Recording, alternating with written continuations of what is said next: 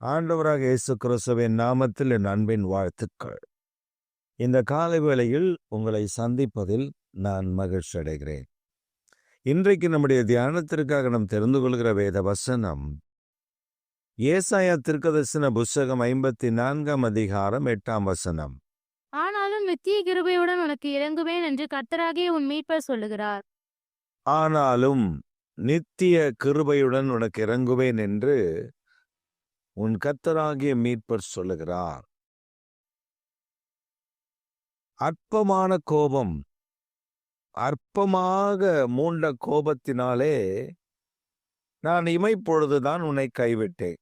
ஆனால் நித்திய கிருபையுடன் இறங்குவேன் என்று உன் கர்த்தராகிய மீட்பர் சொல்லுகிறார். அற்பமான கோபம். நாம் தேவ சமூகத்தில் தேவனுக்கு பிரியமில்லாமல் சில காரியங்களில் ஈடுபடுவோம், செய்வோம். சில காரியங்களை நடப்பித்து விடுவோம், சில காரியங்களை முன்னெடுத்து விடுவோம். தேவ திட்டத்தில் அது இருக்காது. அப்படிப்பட்ட நபர்களாய் நாம் மாத்திரமல்ல, பரிசுத்தவான்கள் அநேகர் இருந்திருக்கிறார்கள். இதை குறித்து வேதத்தில் நாம் உற்று கவனித்தோமே ஆனால் இந்த வேத பகுதி நமக்கு மிக அழகாக சொல்லிக் கொடுக்கும். ஆபிரகாம் எதை செய்தாலும் ஆண்டவரிடத்தில் கேட்பார். எதை நடப்பித்தாலும் அவர் ஒரு இடத்தில் தங்க போகிறார் என்றால் அந்த இடம் தங்கலாமா, தங்குவதற்கு தகுதியான இடமா, இந்த இடத்தில் நான் இருந்தால் நீர் என்னோடு கூட வாசம் பண்ணுவீரா என்றெல்லாம் கேட்பதற்கு அடையாளமாக அவர் தங்குற இடத்தில் ஒரு பலிபீடத்தை கட்டி ஆண்டவருக்கு ஒரு பலியை செலுத்தி அந்த இடம் தேவனுக்குரியதாய் தனக்கு தான் வாசம் பண்ணுவதற்கு உகந்த இடமாக, தேவன் வாசம் பண்ணுகிற இடமாக அந்த இடத்தை தெரிந்தெடுத்த பின்புதான் அந்த இடத்தில் ஆபிரகாம் வாசம் பண்ணுவார். இது ஆபிரகாமுடைய பழக்கம். ஆபிரகாம் எதை கேட்டாலும் தேவனிடத்துல கேட்பார். என்னென்ன சம்பவங்கள் ஆபிரகாமுக்கு முன்பாக நெருக்கடியாக வந்தாலும் தேவனுடைய உதவியை அவர் நாடாமல் இருந்ததில்லை. தேவன் அவருக்கு உதவி செய்தார். ஏனென்றால் தேவன் சொன்னார், ஆபிரகாமே நீ என் தோழன், நான் பெரிய ஜாதி ஆக்கப் போகிற அந்த ஜாதிக்கு நீதான் தகப்பன், அதனால் நான் உன்னை மறப்பேன் என்றெல்லாம் இந்த ஆபிரகாமுக்கு ஒரு வாக்கு தத்தத்தை கர்த்தர் கொடுத்திருந்தார். ஆனால் இந்த ஆபிரகாம் பார்வோனிடத்துல சாரால் பார்வோனாலே கொண்டு போகப்பட்டு பின்பு திரும்ப ஆபிரகாம் இடத்துல கொண்டு வந்து விடப்பட்ட போது ஆபிரகாமுடைய மனைவி சாராளுக்கு சில வேலைக்காரிகளை கொடுத்தான். தாதிமார்கள் வேலைக்காரிகளை கொடுத்தான். அந்த வேலைக்காரிகள் ஒருவள் தான் இந்த ஆகார். எகிப்தில் பார்வோனின் அரண்மனையில் வேலைக்காரியாக இருந்தவள் தான் இப்பொழுது சாராளுக்கு வேலைக்காரியாக வருகிறார். இந்த சாராளுக்கு வேலைக்காரியாய் வருகிறவள் சாராளுக்கு மிகவும் கீழ்ப்படிந்து நடக்கிறார். சாராளுடைய இருதயத்தை கவர்ந்து விடுகிறார். இந்த சாராளுக்கு ஒரு எண்ணம் வருகிறது, ஆபிரகாமே எனக்கு தான் பிள்ளை இல்லை, இதோ என்னுடைய வேலைக்காரி மிக அன்பானவள், பண்பானவள், தாழ்மையானவள், நான் சொல்லுவதையெல்லாம் அழகாக செய்கிறாள், என் முகம் கோணாமல் பார்த்து கொள்ளுகிறாள், எத்தனையோ வேலைக்காரியை நான் பார்த்திருக்கிறேன், ஆதலால் நீ இவளை சேர்த்துக்கொள். ஆபிரகாம் அவளை சேர்த்துக் கொள்வதற்கு தேவனிடத்தில் கேட்கவில்லை. ஆனால் அவன் சேர்த்து கொண்டான். அவன் சேர்த்து கொண்ட பின்பு அவள் அவனாலே கர்ப்பவதியானால் ஒரு குமாரனையும் பெற்றார். இஸ்மவேலை ஆகார் ஆபிரகாமுக்கு பெற்ற பொழுது ஆபிரகாமுடைய வயது 86. இது ஆதியாகமத்தின் புஸ்தகம் 16 அதிகாரம் கடைசி வசனத்தில் நாம் வாசிக்க முடியும். ஆனால் ஆதியாகமம் 17 அதிகாரம் 1 வசனத்தில் வேதம் மிக தெளிவாக சொல்லுகிறது,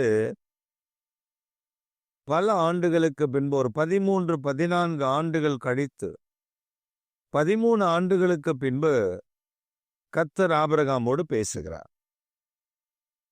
அந்த 13 ஆண்டுகள் வேதத்தில் இல்லை.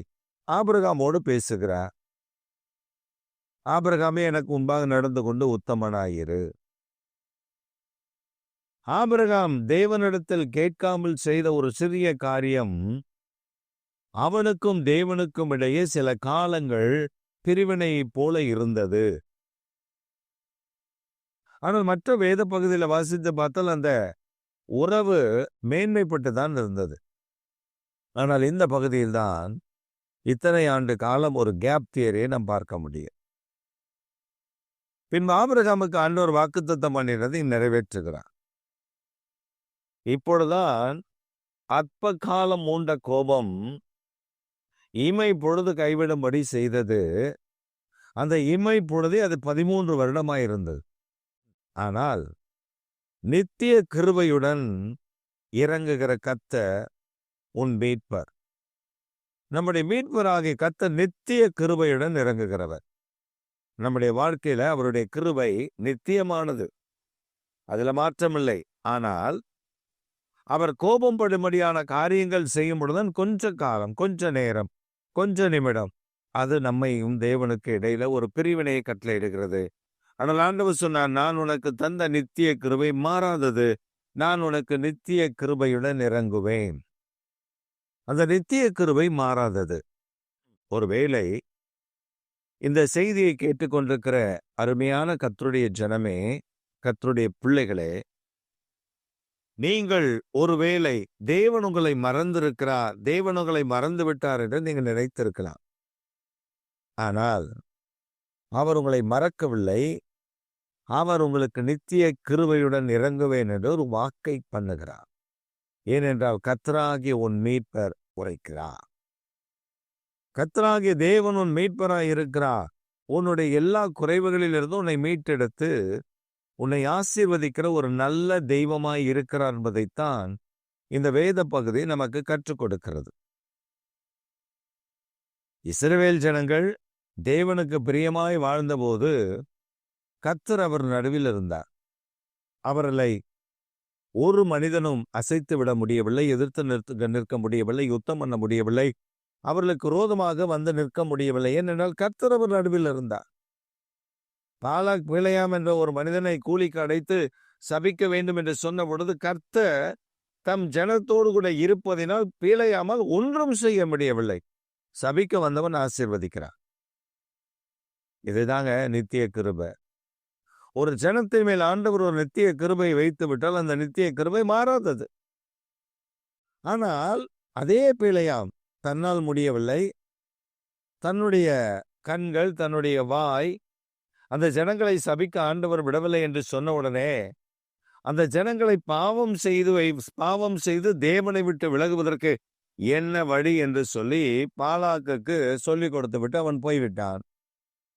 இந்த பாலாக்கு அதை பின்பற்றி தன்னுடைய ஜனத்தை, இஸ்ரவேல் ஜனங்களை தீக்கடக்க பண்ண, பாவம் செய்ய, வேசித்தனம் பண்ண, விக்கிரகங்களுக்கு படைக்கப்பட்டதை சாப்பிட அவர்களை அழைக்கும்படி ஒரு திட்டத்தை போட்டு ஒரு பெரிய பண்டிகையை கொண்டாடி தேவனுடைய ஜனங்கள் வேசித்தனம் பண்ணவும் விபச்சாரம் பண்ணவும் அவர்களை தூண்டிவிட்டதினாலே கர்த்தருடைய கோபம் பற்றி எரிந்தது.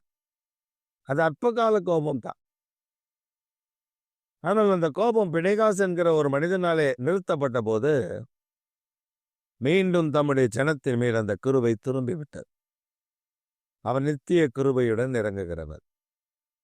ஒருவேளை நீங்கள் தேவனுக்கு பிரியமில்லாமல் ஏதாவது ஒரு காரியத்தை செய்திருக்கலாம். அதனால் தேவன் உங்களை விட்டு விலகினதைப் போல ஒரு சூழல் காணப்படலாம். ஆனால் இன்றைக்கு உங்களோடு தான் கர்த்தர் பேசிக் கொண்டிருக்கிறார்.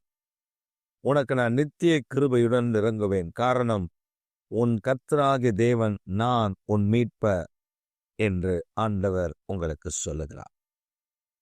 எனவே இந்த கால வேளையில் இதுவரை சோர்வடைந்திருந்த நீங்கள் சோர்வை அகற்றி, என் தேவன் எனக்கு மனம் இறங்கி இருக்கிறார், இனி என்னை கைவிட மாட்டார் என்று மன உற்சாகத்தோடு நித்திய கிருபையுடன் உனக்கு இறங்குவேன் என்று சொன்ன ஆண்டவர் அந்த கிருபை மாறாதது. அந்த மாறாத கிருபை இந்த காலவெல்ல உங்களுக்கு தந்திருக்கிறார். நீங்கள் மகிழ்ச்சியோடு கர்த்தரை பின்பற்றி கர்த்தரை துதித்து ஆராதித்து மகிமைப்படுத்தி முன்னேறுங்கள். அவர் உங்கள் வாழ்க்கையில் உங்கள் மீட்பராக வெளிப்பட்டு உங்கள் தம்முடைய நாமத்தை உயர்த்துவார். இதுவரை நீங்கள் ஜெயிக்க முடியாமல் பிடிக்கப்பட்டிருந்த, ஜெயிக்க முடியாமல் தடைபட்டிருந்த, ஜெயிக்க முடியாமல் போராடி கொண்டிருந்த எந்த வல்லமையாக இருந்தாலும் சரி, எந்த காரியமாக இருந்தாலும் சரி, எந்த மனிதனாக இருந்தாலும் சரி, எந்த விஷயமாக இருந்தாலும் சரி, இன்றைக்கு இந்த ஜனவரி மாதம் கடைசி நாட்களில் கர்த்தர் ஒரு விடுதலையை தருகிறார். மகிழ்ச்சியோடு கர்த்தரை துதியுங்கள். அவர் எத்தனை பெரியவர். ஆமென்.